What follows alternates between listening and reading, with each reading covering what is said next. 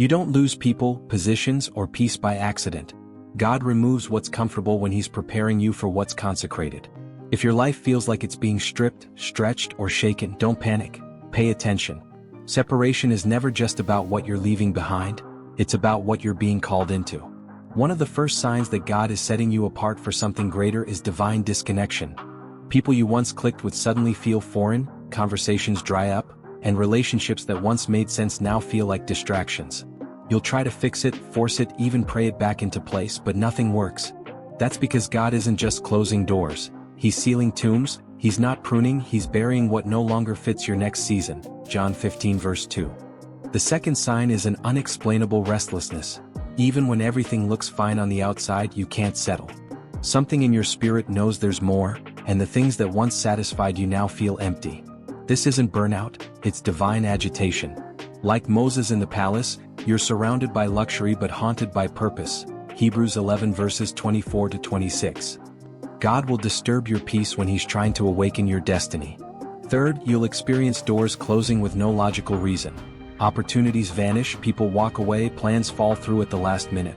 It feels unfair, but what's really happening is God removing every crutch that would keep you from walking by faith.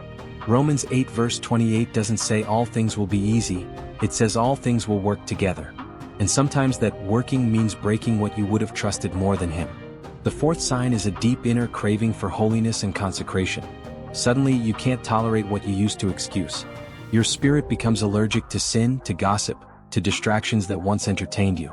You start waking up earlier, praying longer, deleting old habits and distancing from environments that once felt normal. That's not legalism, it's spiritual detox.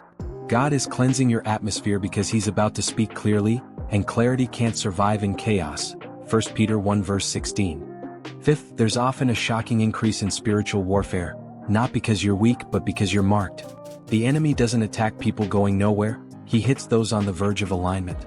If your dreams are under attack, if your mind feels like a battlefield, if temptations seem louder than usual, take it as confirmation. You're dangerous to the kingdom of darkness. Even Jesus was led into the wilderness by the Spirit, not to be punished but to be proven. Matthew 4 verse 1. Sixth, you may find yourself losing your taste for praise without obedience. You're no longer satisfied with performance-based Christianity. Worship services that once hyped you now feel hollow unless they're backed by conviction and surrender. God is refining your appetite, teaching you to crave depth over display, truth over tradition. Finally, the seventh sign is a radical shift in your identity and perspective. You start seeing yourself differently, not as who you've been, but who you're becoming. You recognize that your pain had purpose, your delays were discipline, and your rejection was redirection. The old version of you is dying, and it has to, because your next assignment requires someone more healed, more hungry, and more holy. This separation isn't punishment, it's preparation.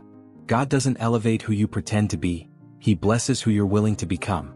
So stop trying to go back to normal. You weren't born for normal. You were born for calling. Chosen ones don't blend in and they're not supposed to.